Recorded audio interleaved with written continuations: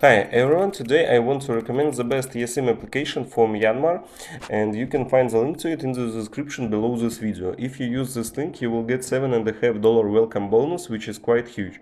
So just click on the link, you will be redirected to Google Play, click on open, and here you need to sync in with your Google Play or other accounts or even email, and now just buy your Esim. Click on Esim shop and find your wishable country. In my case it will be Myanmar, and here we can choose the best options for us. I will choose 10 gigabytes for 13 days.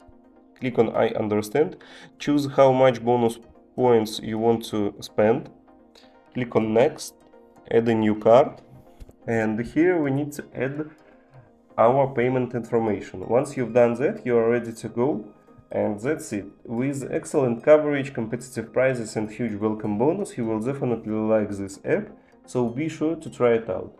Thank you for watching, leave a like and subscribe.